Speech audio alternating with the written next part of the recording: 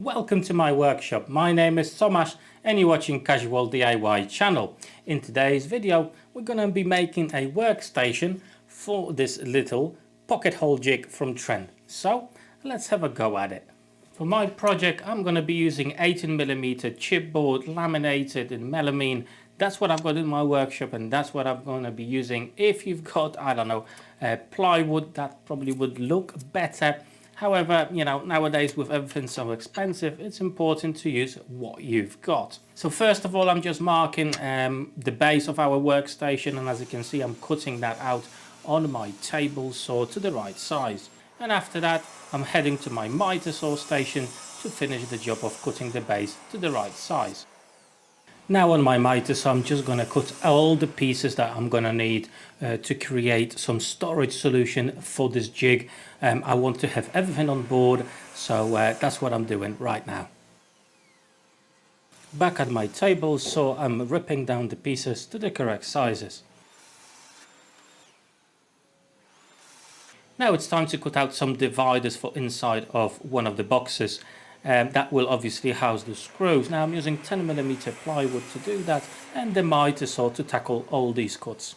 For the dividers I'm just going for half laps to connect all three pieces of plywood, and then I'm going to use my router to create some channels for these to sit snugly in the designated spaces, and that's how it all fits.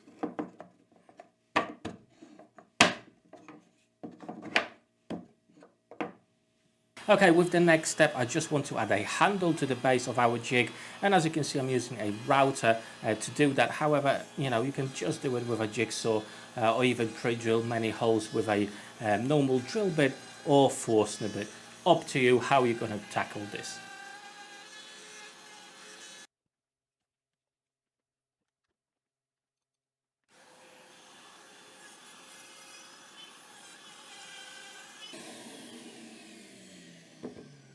And I'm just going to clean the hole with a rasp.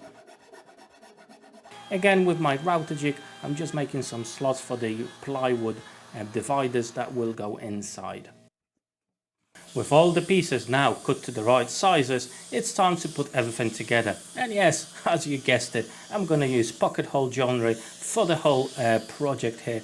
I've mounted the jig to my tabletop at the moment, but yeah, let's carry on. You know what happens when you get overexcited and stop thinking when you're drilling holes?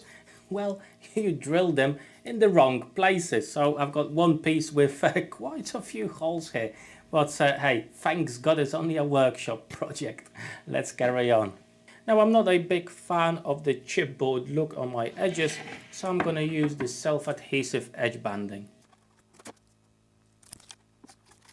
It's a nice and simple process, and I'm going to go around all the edges that will be visible in the end product.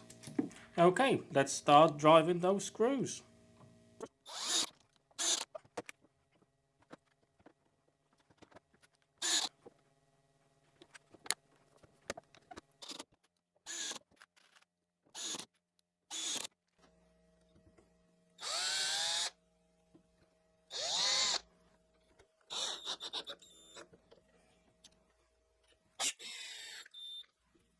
And now it's time for the boxes.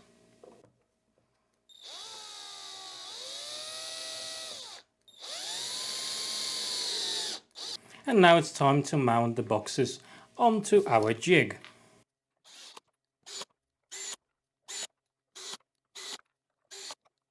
Okay, let's add the dividers to the other box.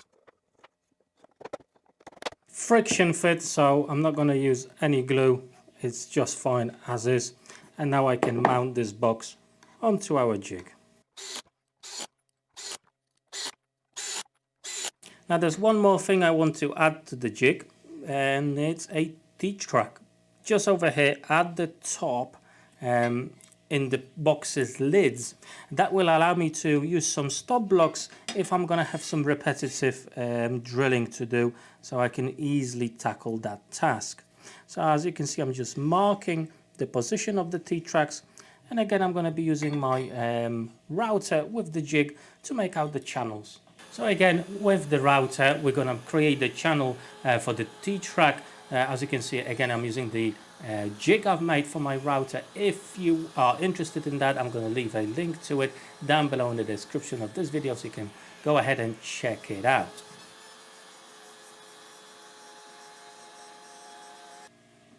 Now to mount the T-tracks that I've got for this, like so, I'm actually going to be using 5-minute epoxy. I've used this method many times in the past, for example in the workbench, as you can see, and that's, you know, so many years, and there's absolutely no issues, nothing is happening with it. So you know, if you've got something that's not thick enough for some screws, 5-minute epoxy will do the job absolutely fine.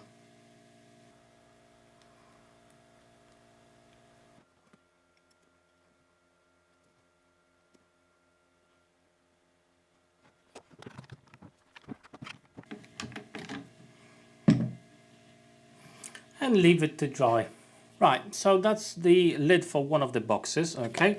And underneath here, I actually want to have storage. As I open it, I can access all these things straight away without hassle. So, what I'm thinking, just like that, I'm actually going to put some magnets into the lid, and these will be stuck there thanks to the magnets.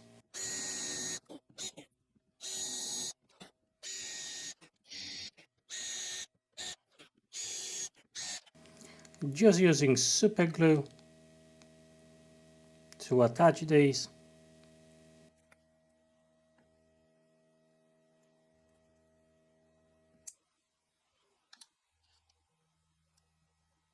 Okay, let's have a look if everything's gonna hold.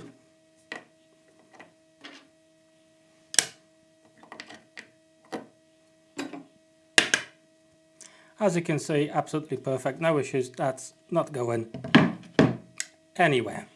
In this storage compartment, I'm gonna have the clamp.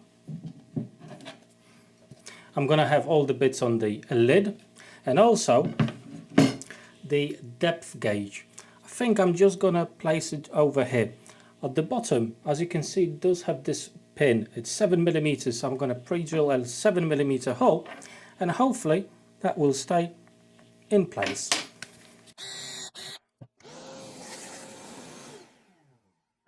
Perfect, and that's not going anywhere. Okay, now it's time to install the lids.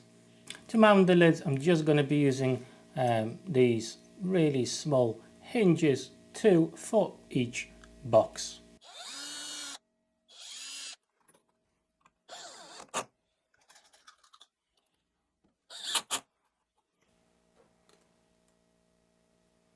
As for the locks for these boxes, I'm just going to be using these brass locks that I managed to find in my workshop.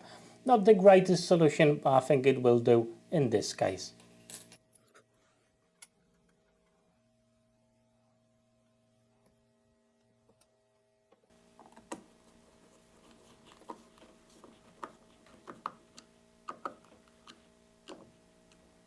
Okay, it's time to load it up.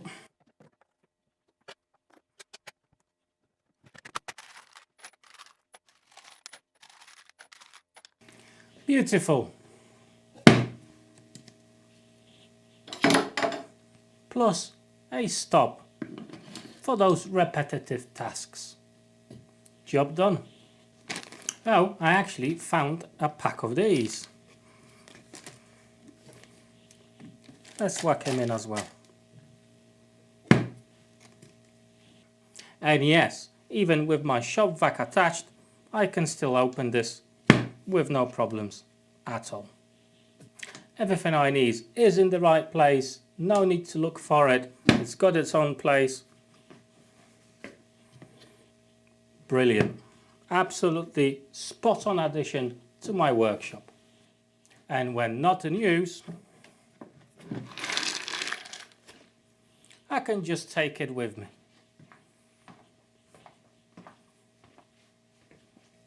And there you go, guys, fairly simple project. The joinery, we actually used pocket holes for it. I've used melamine as the material that I had in my workshop. Obviously, if I had plywood, it would look so much nicer, but you know, I've used what I've got. One important thing that I forgot to mention, let me just grab my square, is that you get your measurements correctly. Okay, make sure that both of the sides are at the same height as your jig itself. You can test that with your square. Obviously I already done that, so make sure your measurements are correct, otherwise you may get an issue with that. If you want some plans for this cut list, let me know down below in the comments. We'll see how much interest there is. However, if you do decide to go for it and ask me for the plans, there will actually be paid plans via my Etsy store. So let me know if there's any interest. I'll make them and they will be there available for you to purchase. They won't be expensive, £3-4 or something like that. However, if you join my Patreon, all the plans are always for free over there to anybody that wishes to support my channel through Patreon. So any plans I make now and in the future, they will always be for free to my Patreons. So please consider supporting my channel like that as well.